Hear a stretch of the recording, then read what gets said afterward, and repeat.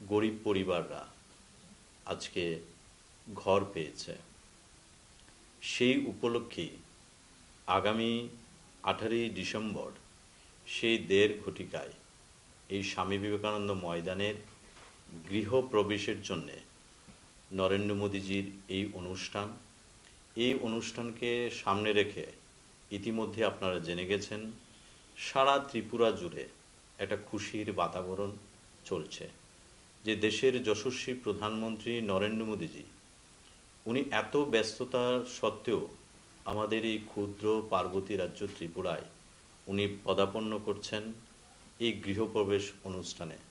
আমরা সদর শহর জেলার পক্ষ থেকে আমাদের দেশের যশস্বী প্রধানমন্ত্রীকে সুস্বাগতম করি এবং ইতিমধ্যেই হয়তো আপনারা জেনে গেছেন আমাদের সদর শহর জেলার 7টি বিধানসভা কেন্দ্র রয়েছে। সেই 7টি বিধানসভা কেন্দ্রে গতকালকে আমাদের একটা প্রস্তুতি বৈঠক হয়েছে এবং আজকে আমাদের প্রত্যেকটা জায়গায় আগামী 18 তারিখের এই সভা যেন উপচে পড়া ভিড় হয় তার জন্য আমাদের প্রস্তুতি চলছে। এবং আপনাদের মারফত আমি বলতে চাই যে নর্থ ইস্টকে আমাদের দেশের যশস্বী প্রধানমন্ত্রী নরেন্দ্র মোদীজি 2014 সালে উনি দেশের দায়িত্বভার নিয়েছেন। তখন থেকে যে নর্থ ইস্টকে যেভাবে উপেক্ষিত করা হতো 2014 সালের আগে, নরেন্দ্র মোদীজির সদর্থক ভূমিকায় এই যে ক্ষুদ্র পাহাড়ি রাজ্য, ছোট্ট রাজ্য ত্রিপুরা, আজকে ত্রিপুরা রাজ্য আমাদের নরেন্দ্র মোদীজি এবং আমাদের রাজ্য সরকার এই দুইয়ের সম্মিলিত প্রয়াসে আজকে ত্রিপুরার সমস্ত দিক দিয়ে যে ধরনের ডেভেলপমেন্ট হচ্ছে তার জন্য আমরা নরেন্দ্র মোদীজিকে সাধুবাদ জানাই। এবং আগামী দিন দেখতে পাবেন অর্থাৎ 18 তারিখ যে একটা সাজু সাজু রব এই আগরতলা শহরের বুকে অনুষ্ঠিত হবে, সেটা আগামী যে বিধানসভা নির্বাচন সেই নির্বাচনের ক্ষেত্রেও দেখবেন একটা প্রভাব বিস্তার করছে। আমাদের দেশের যশস্বী প্রধানমন্ত্রী নরেন্দ্র মোদীজি এই যে আগমন, এই আগমনকে কেন্দ্র করে আমাদের সদর শহর জেলার প্রত্যেকটা জায়গায় একটা সাজু সাজু রব চলছে। আমাদের ইতিমধ্যে বিভিন্ন জায়গায় মোদিজিকে স্বাগত জানানোর জন্য স্কোয়াডিং চলছে। মোদিজির যে এই যে স্বচ্ছ ভারত অভিযান, সেই অভিযানকে কেন্দ্র করে আজকে আগরতলা শহরের প্রত্যেকটা জায়গায় স্বচ্ছ ভারত অনুষ্ঠান সম্পন্ন হয়েছে। গতকালকে দেখতে পেয়েছেন আমাদের এই স্বচ্ছ ভারত অভিযানের সূচনা করেছেন আমাদের রাজ্যের প্রাণপ্রিয় মুখ্যমন্ত্রী প্রফেসর ডক্টর মানিক সাহা মহোদয়।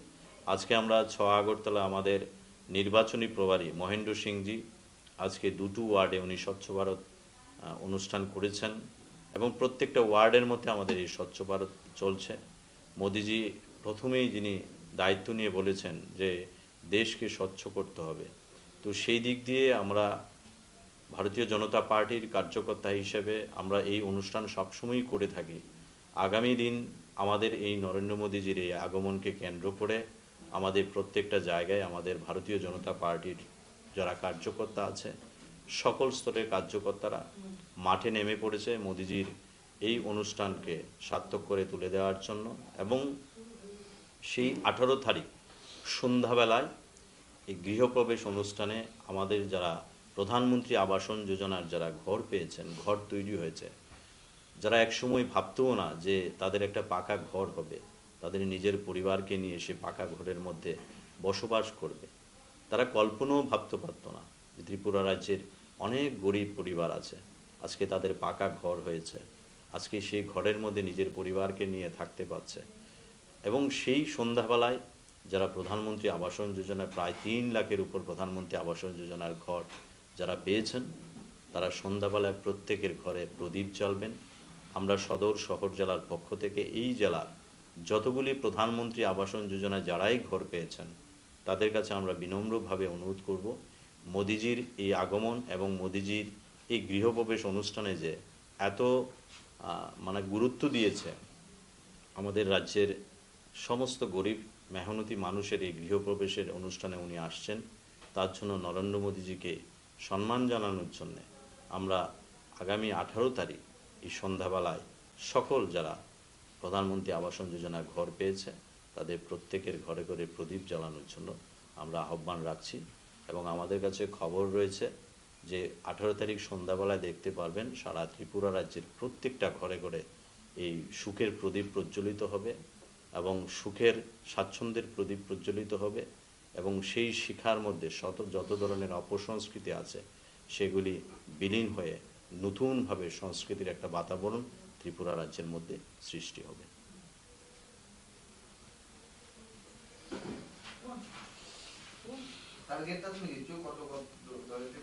আমাদের জেলা থেকে 20,000।